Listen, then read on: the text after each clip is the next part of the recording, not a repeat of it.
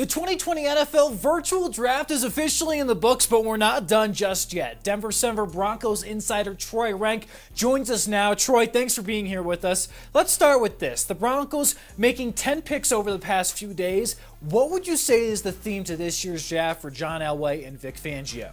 Well, it's clear, Jake. It's speed. I mean, they've gone from ginger ale to Red Bull. They got tired of getting their butts kicked by Kansas City. You have to score 30 points to beat the Chiefs. And the Broncos averaged 17 the last year and 21 under lock. So they had to get significantly better, and they did with Judy specifically at receiver. But the theme was get enough wideouts, figure out which ones fit, and get faster. And they did that. So that was clearly the idea. Give Drew Lock the best chance to succeed by surrounding him with more weapons. Troy, leading up to the draft, you kept on saying Henry Ruggs III is going to be the guy for the Broncos at 15. It ended up being his teammate Jeremy Judy available at 15. Were you surprised by that pick? Yeah, leading up to the process, I didn't see a scenario where Judy would be available. That's why I thought it'd be Ruggs, because they wanted to add speed there. But the reality was there was a little bit of concern with the left knee for Judy. By Monday in my mock draft, I had the Broncos trading up to take Judy. I didn't think he'd be there at 15, but it started to feel like he might be available from 10, 11, 12. And once he fell to him, they took him. And again, Judy, I've said this guy takes better routes than Waze. If you watch him on film, I mean, he is pro ready. I don't know that I've seen a receiver in recent years that's this pro ready in terms of the way he runs routes and explodes out of cuts. So I love this pick for them. I'd be shocked if he doesn't do well. If not, I mean, good rookie year, and then his sophomore year, I see him being Pro Bowler and more going forward. Now in the second round, Troy, the Broncos went with the wideout again in Penn State's KJ Hamler. Were you surprised by that pick? I think a lot of Broncos fans were expecting tackle in the second round. Yeah, I was surprised by that because Hamler struggled with drops, 9 drops last year for Penn State. He is a just absolutely dynamic player, but he's small, 5'8", 180. He would be their version in ideal world of Tyreek Hill light. Like, I don't say anyone's Tyreek Hill because he's so unique and he's proven it.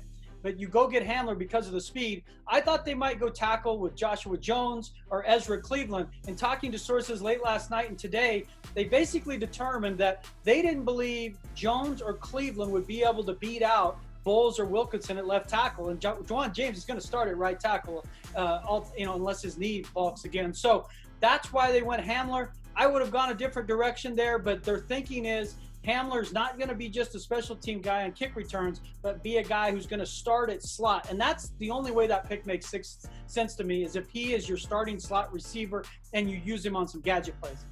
All right, Troy, that wide receiver group is very deep right now, especially after the draft. What kind of signal did Elway and Fangio send to guys that were already in that room last year, like Deshaun Hamilton and Tim Patrick? Well, they want guys to compete and earn their spot. I mean, I covered a lot of bad Rockies teams during the day, and there'd be guys that started on those teams that wouldn't have started for anyone else.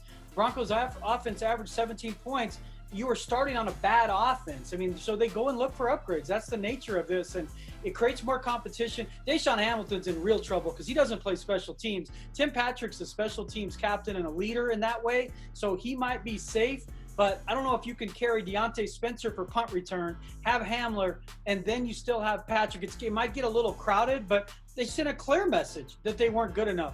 Judy's going to come in and start from day one. Hamler might, it might be the end of Deshaun Hamilton, but this is a league that's just, what have you done for me lately? And what they've done lately is not good enough offensively. On day 3, the Broncos selected some guys who have had injuries in college or dealt with some off-the-field issues, plus drafted 5 to 6 undrafted free agents. So, Troy, my question is this. Is there some late-round gems or future Phillip Lindsays that they got on the final day? Yeah, I don't know in this group because of the injuries. I think you see some guys that may end up Mute may end up, the guard from Fresno State, might be on injured reserve the whole year. Maybe you stash him and then he ends up better because he really only plays guard. Well, they're settled on guard with Glasgow and Dalton Reisner. Now, if it doesn't work out with Cushenberry at center, you would like to have Mute as an option as a reserve lineman. But I'm not positive he's ready to go this year. Derek Tunsiger, the kid from North Dakota State, I love him. Covered him over at Landau working out. He's a sneaky one for me in the 7th round. A guy who could come in, play some special teams, and work himself into kind of a situational role. He's one I'd keep an eye on just because he's been a champion at so many levels, and he was a significant part on a 16-0 team. I could see maybe that working out. NFL Next Gen Stats gave the Broncos an A draft grade. For you, Troy, you gave them a B. Can you explain why?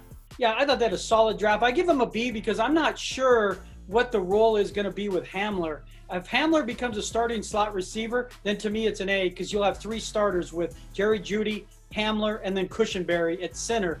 If Hamler doesn't start, then you're going to second guess and say they should have gone tackle there because they might need a tackle the following season. But that's why I reserve the grade. I love the fact they're going for it with speed and their offense and surrounding Drew Lock with weapons. Alberto, the Missouri tight end, can he be a third down threat and a red zone guy? But for me, for the class to become an A, it's going to swing on KJ Hamler being a starter. Final question for you, Troy. Put it simple for me. Is the Broncos a playoff team? Yeah, absolutely. They were 7-9 last year, won 7 of their last 12, 4 of their last 5.